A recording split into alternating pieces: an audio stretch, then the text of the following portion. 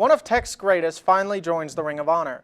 Did the Big Ten finally decide to play college football again? After a Game 1 win for the Stars in the Stanley Cup, will the Lightning strike back or will the Stars continue to shine? And did no preseason have a role to play in the latest NFL injuries? Find out next. MCTV Sports 101 starts now.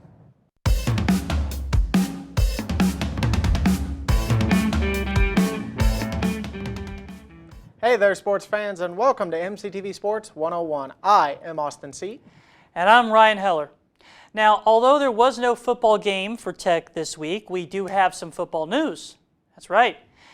Michael Crabtree, the greatest wide receiver in Texas Tech football history, and arguably one of the best in NCAA history, is set to be inducted into the Texas Tech Football Ring of Honor. The two-time Biletnikoff Award winner recorded 3,127 yards and 41 touchdowns on 237 receptions in just 2 seasons, as well as helped the Red Raiders reach as high as number 2 in the AP polls in 2008. So Austin, even though the induction will not take place until 2021, what do you think about Crabtree finally getting this honor, being listed with the rest of the Tech greats? Well, to be honest with you, Ryan, I think it's about time. I think him, Harold, maybe a few other Techs should be in that Ring of Honor. Yes, Wes Welker for sure. But I think for Michael Crabtree, I think I wish it happened sooner, but I'm happy it's happening now. Now, I don't mind waiting till 2021. That way he gets a proper Ring of Honor ceremony with the football fans and everything like that. But, I mean, you knew sooner or later him, Harold, Welker, and a few others would be listed after that 2018, beating the #1 ranked Texas team, making it all the way to number 2, beating Oklahoma, beating Missouri. I mean, being considered for a national championship until Oklahoma ruined that. I mean, even in his post-Tech years, in his NFL years with San Francisco, Oakland, Baltimore, and Arizona, I mean, his career totals were at 7,499 yards, had over 10,000 or had over 600 receptions. So you knew it was sooner or later he was going to be inducted into that Ring of Honor, especially after making a Super Bowl appearance. Yeah, and I mean, like, you look at what he did in college as well. You know, like, just as a freshman, just as a redshirt freshman, he had 134 receptions, 1,962 yards, 22 touchdowns, just a freshman. And also, by the way, he is the only receiver to be a 2-time Biletnikoff Award winner. Mm-hmm. 2-time, only one to do that. And now and actually, by the way, you mentioned the Texas game. I still remember I actually watched that game live on my TV with my dad. I was watching that game live when Crabtree did that incredible catch with just 7 seconds left from Graham Harrell, shaking off 2 Texas secondary players and running in for a touchdown. I still remember that. One of those was Earl Thomas, mind you. One of those Earl Thomas, and that makes it even cooler. Yeah, you were lucky. You were watching it at home. I was watching it with my grandmother, who was a Texas graduate, as the rest of the family. My dad actually went to UT too, so it was a little interesting to see. But you know, my grandmother was drinking wine off the back porch. It was fantastic. You know what? It's such an honor. You know, I mean, like, he's going to be joining Dave Park, A.J. Holland, Donnie Anderson, and of course Zach Thomas. Oh yeah. Zach Thomas, who I believe is the greatest Texas Tech linebacker we've ever had. He's just for him to be nominated with these great players, it truly is, like I said, long overdue. And man, I can't wait for him to be inducted. I think every Tech fan is waiting for that one. Well, moving on, the wait is finally over. After what seemed like forever, and I do mean forever, after all the board meetings and all the voting, the Big Ten Conference will finally begin playing college football. They will begin play on October 24th and will only have an 8-game season. All of those 8 games will be conference games. Now, with the Big Ten resuming football, who knows if this means anything for the Mountain West and the MAC conferences? Ryan, what's your take on the new development? Well, I agree. It is long overdue, very much. And by the way, congrats on you calling that, because you did say you were predicting it was going to be around. I was predicting early to mid-October. Yes. So I am spot on with some predictions, yes. But you know what? I am happy that this is because I am happy because, you know what? The AP Top 25 polls really aren't the same without having some Big Ten teams in there, you know, because, I mean, you look at some of the teams in the top 25. You have Brigham Young, you have Louisiana Lafayette, you have Army in the top 25. Yeah. But you don't have any Big Ten opponents. Ohio State, Michigan State, Penn State. You know, I mean, the top 25, they missed that, and it's good to have them back. And now I am given to understand that the conference championship is going to be December 19th, so it's going to be a really late conference championship. But you know what? They start late, so that's what you get. Mm-hmm. But I'm very happy for it, and I do hope this means a lot for the MAC and Mountain West conferences. I think there's going to be a lot for the non-Power 5 conferences like the MAC. I think all that's left now is when will the Pac-12 join the rest of the ship? When will the Pac-12 get on the bandwagon for playing football? Probably not, but you know, I mean, because there's Oh, talks. yeah, that's what the Big Ten said, but look at that, they changed their mind. It's going to come down to money. It's how much money can they recover from the financial loss of not having all the sports teams play during the fall season. So like the Big Ten, the Pac-12, the Big Ten obviously decided to grow a pair, so to speak, and start playing. The Pac-12, will they? I don't think so. But luckily, if they do, they need to start at the same time as the Big Ten. I just don't know. But luckily, the Pac-12, they are a Power 5 conference, Yeah. so they make a lot of money. They'll be able. That is, they do. So I think they they'll be able to survive. they could probably stand to survive not playing football. If they allow baseball and basketball and soccer. That's my point, brother. I don't think they're going to do that. I think they have to get some of the games going, and I think after seeing all this, they're going to get. Seeing the Big Ten finally grow up, I think they're going to grow up and they're going to follow suit. I hope they do. Mm-hmm. Well, now the NHL Stanley Cup finally kicked off on Saturday as well between the Dallas Stars and the Tampa Bay Lightning. The first period was pretty even, tying 1 apiece. After that, Dallas took over the game, scoring 2 in the second period and 1 in the third. Dallas goalie Anton Khudobin was on fire with 35 saves. They will face off for Game 2 tonight at 7. Austin, what was your take on the game? Oh my gosh, you have no idea how much it pleases me to have a Dallas team in some form of championship run. I know, it's a rarity nowadays. Especially nowadays. I mean, heck, when was the last time Cowboys made it to the Super Bowl? Mavericks, it's been 90s. 9 years since they made it to the NBA Finals. Rangers, 9 years as well. They haven't been doing good since that World Series run in 2011. But we're focusing on the Stars here. I thought they played good. I only caught the second half when they were up 2-1, but I thought they were playing good. I thought the goalie was fantastic. Anton, he looked like he was really playing to win this championship. 35 saves. Yep, 35 saves, which I don't think I think it's rare for a goalie to have 35 saves in hockey. I could be wrong. I don't watch it a lot. I watch a lot of Stars games, but most of the time it's just us scoring. So. But what do you think? Did you ever get a chance to catch the game? I wasn't able to watch the third period because I had some assignments really catch up with me. Mm-hmm. But I was able to watch the first 2 periods, and I got to tell you, I mean, I heard, obviously the third period doesn't sound like much because I heard that their fourth and final goal was an empty net goal. Yeah. But you know what? Honestly, I kind of feel bad for Anton because he should have been 36 for 36 because that goal.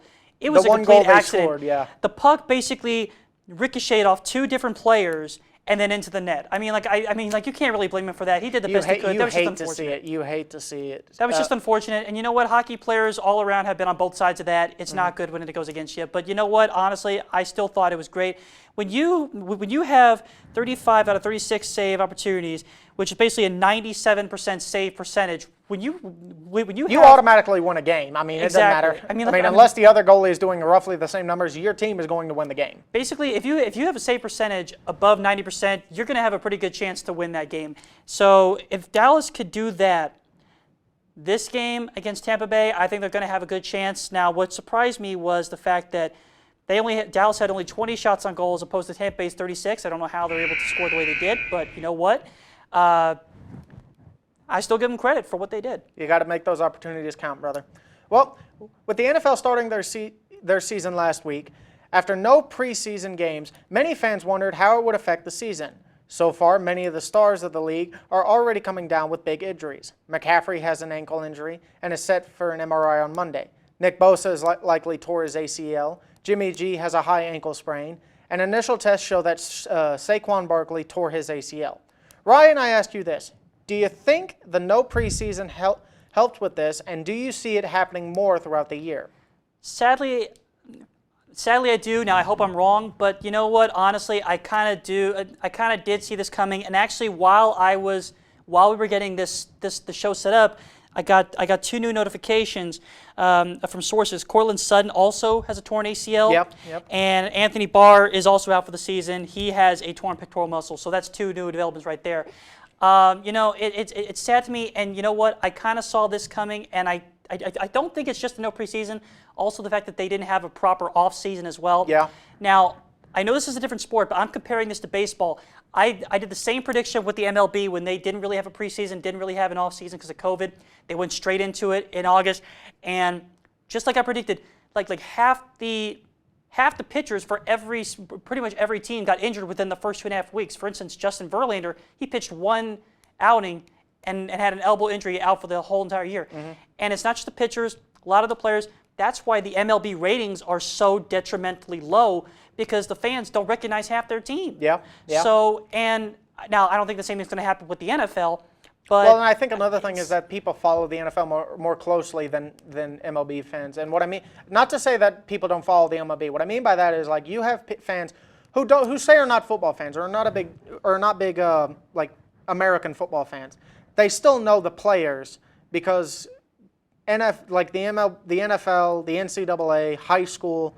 Like, you follow kids all the way up through high school. It's kind of like basketball. True. Whereas with the MLB, you watch NCAA baseball games, but you mainly watch MLB games. So you don't really follow the players closely from college into the pros. So I do feel that has something to do with it. I do. It does. But, like, I mean, it's like you said, and like we all agreed, here were like some top 6 out of 21 that I noticed. It was Bosa, Barkley, McCaffrey, Locke, Sutton, Jimmy G. Now, Will Fuller I put at 7, but there was 21. So Will Fuller was like the 21 pick, which is from your team, Houston. So it's going to be interesting to see. I think the injuries are going to diminish slowly as the season goes on, but I could be wrong with that. Well, now it's time for Who You Got. To start off, we have the New Orleans Saints facing off against the Las Vegas Raiders later tonight. Ryan, who you got? I'm going to go with Viva Las Vegas. I'm going with the Raiders. Raiders.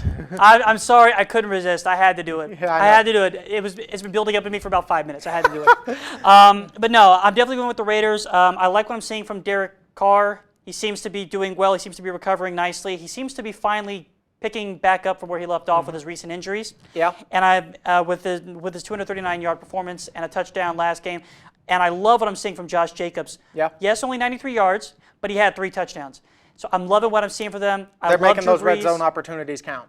Yes, but I mean, like, I love Breeze. I love the Saints, but I'm going with the Raiders. Yep. See, I agree with you. I'm also going with the Raiders, mainly because I just love that new stadium. Oh, it's a beautiful stadium. It's a beautiful stadium, and I can't wait for them to get their first win in it. But I do agree with you. I think Carr's looking good. He's looking like that Oakland, like not last year, but the year before, that Oakland playoff-esque type quarterback.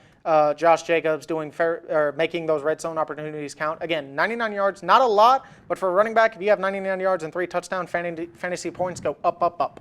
So I'm obviously rooting for the Raiders on this one. The Raiders. Yes. Now, tomorrow we have the LA Lakers and the Denver Nuggets for Game 3 of the Western Conference Finals. Austin, who do you got? I'm not even going to milk it, brother. I'm going straight in with the Lakers. I got the Lakers winning this one in Game 3, and I've also got the Lakers winning it, I'm going to say, in 5. Because with the way Denver's played, you can't count them out, but I love the way LeBron's looking. It looks like I can't think of his name. Oh, Dwight Howard, JaVale McGee. They look like they're doing the backup role very nicely. You got